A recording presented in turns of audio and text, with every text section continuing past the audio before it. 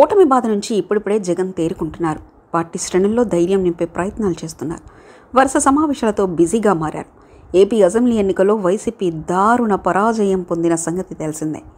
175 assembly స్థానాలకు గాను 11 చోట్ల మాత్రమే ఆ పార్టీ గెలిచింది. 4 పార్లమెంటు స్థానాలతో సరిపెట్టుకుంది. దారుణ పరాజయంతో వైసీపీలో ఒక రకమైన ఆందోళన కనిపిస్తుంది. అసలు పార్టీ ఉంటుందా లేదా, ప్రత్యర్థుల చేతిలో నిర్వీర్యం అవుతుందా అని ఒక రకమైన ఆందోళన మాత్రం ఆ పార్టీలో ఉంది. అందుకే జగన్ ఆలస్యం చేయకుండా రంగంలోకి దిగారు. వరుసగా పార్టీ శ్రేణులతో సమావేశమవుతున్నారు. వైసీపీ ఓటమి తర్వాత ఆయన నేరుగా ప్రెస్ మీట్లో మాట్లాడారు. ప్రజలకు ఎన్నో రకాలుగా మేలు చేసినా గుర్తించలేదని ఆవేదన వ్యక్తం చేశారు. సంక్షేమ పథకాలను పెద్ద ఎత్తున అమలు చేసినా గుర్తించలేదని వాపోయారు. లోపాలను సవరించుకొని ముందుకు వెళ్తామని కూడా చెప్పుకోరు. అంతటితో ఆగని జగన్ పార్టీ కీలక నేతలు తాజా మాజీ మంత్రులతో సమావేశమయ్యారు. ఓటమిపై సమీక్షించారు. రాష్ట్ర వ్యాప్తంగా ఫలితాలపై పోస్టుమార్టం చేశారు. ఎక్కడ లోపాలు జరిగాయో తెలుసుకునే ప్రయత్నం చేశారు. ముందుగా ఓడిపోయిన వారితో సమావేశం నిర్వహించారు. తర్వాత ఎమ్మెల్యేలతో సమావేశమయ్యారు.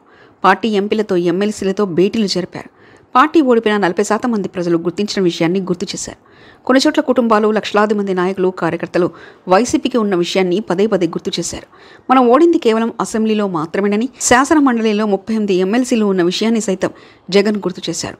అటు ఎంపీలు టీడీపీకి 16 మంది ఉంటే వైసీపీకి 15 మంది ఉన్నారని చెప్పుకొచ్చారు. వైసీపీ తరఫున 4 లోక్సభకు ఎన్నిక రాగా రాజ్యసభలో ఆ పార్టీకి 11 మంది ఎంపీలు ఉన్నారు. ఈ లెక్కలు వేసుకొని రాష్ట్ర ప్రయోజనాలను కాపాడుకుందామని, అధికార పక్షాన్ని గట్టిగా ఎదుర్కొందామని జగన్ పిలుపునివ్వడం విశేషం. మొత్తానికైతే జగన్ అప్పుడే సత్వర చర్యలు ప్రారంభించారు. కానీ అవి ఎంతవరకు వర్కౌట్ అవుతాయో చూడాలి. అయితే వైసీపీ శ్రేణులు ఓటమి నుంచి ఇప్పుడిప్పుడే తేరుకుంటున్నారు. 2014లో సైతం ఓటమి ఎదురైంది. విపక్షంలో ఉన్నప్పుడు ఎన్నో రకాల ఇబ్బందులను ఎదుర్కొన్నారు జగన్. కానీ అన్నిటిని తట్టుకొని నిలబడ్డారు. పార్టీ క్యాడర్ సైతం చెక్కు చెదరలేదు. పడిలేచిన కెరటంలో వైసీపీ నిలబడింది. అధికారంలోకి రాగలిగింది. ఇప్పుడు కూడా తప్పకుండా అధికారంలోకి వస్తామన్న విశ్వాసంతో పనిచేయడం ప్రారంభించింది. అటు జగన్ సైతం రాష్ట్ర వ్యాప్తంగా పార్టీ శ్రేణుల్లో భరోసా కలిగించేందుకు త్వరలో పర్యటనలు చేస్తారని తెలియజేయడం క్యాడర్లో ఒక రకమైన సంతృప్తి కనిపిస్తుంది.